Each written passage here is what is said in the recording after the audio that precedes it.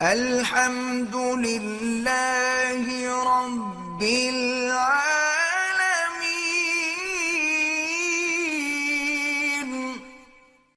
کعبے کے اوپر جو پرندے پھرتے ہیں یہ ابابیل ہیں، ان سے پکڑ کے پوچھ لو کبھی تم ابابیل ہو؟ اللہ کے بندے، وہ تو آئے تھے چلے گئے، یہ کہاں سے ابابیل آ گئے؟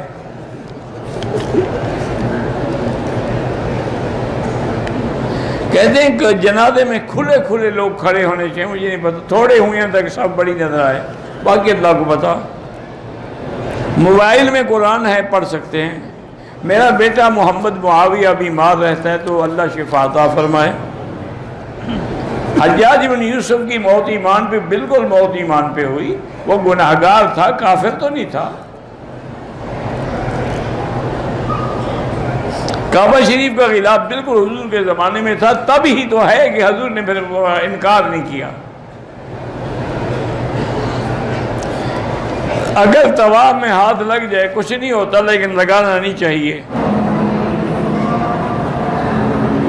پتہ نہیں، میں موبائل پہ قرآن دیکھنا، میرا بھائی قرآن دیکھنا تو ہر حال میں جائز ہے۔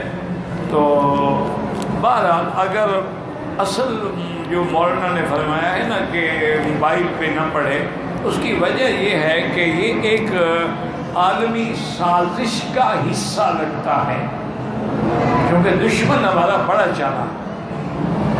اب اس نے ہر کتاب جو ہے نا جی کو موبائل میں فیڈ ہے، قرآن فیڈ ہے، تفسیر فیڈ، ہر زبان کے قاری لوگ بڑے خوش ہیں جی، گھر میں بیٹھے پڑھ رہے ہیں، سن رہے ہیں۔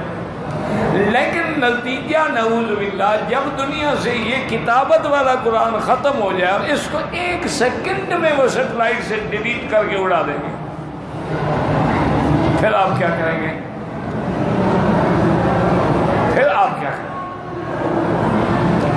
لیکن ابھی تو مکتبہ شاملہ جو ہے اس میں 60,000 کتاب ہے جو اس میں فیڈ ہے، انٹرنیٹ پہ دستیاب ہے۔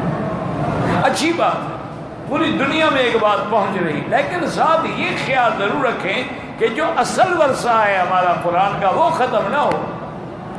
یہ تو یوں سمجھیں کہ مثلا ہم قرآن وہی پڑھیں جو آپ ہمیشہ پڑھتے ہیں، کبھی سفر میں قرآن اٹھانا مشکل ہے، موبائل کھول کے بھی پڑھ لیا کوئی بات نہیں، لیکن آپ اسی کو عادت بنا لیں اور اس قرآن کو ہاتھ ہی نہ لگائیں، پھر تو ناجائز ہے۔